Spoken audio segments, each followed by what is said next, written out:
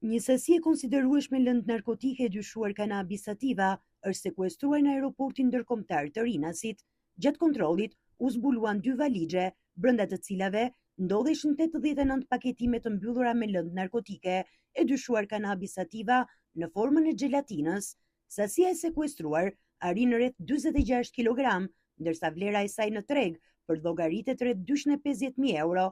Në kuadër të operacionit, policia arrestoi në flagrancë shtetësi me iniciale KG, 34 vjeç, ndërsa nisi procedim penal në gjendje të lirë për 2 shtetase të tjera, shtetaset me iniciale AG, 31 vjeçe dhe LSH, 40 vjeçe, të dyshuara për përfshirje në këtë aktivitet kriminal.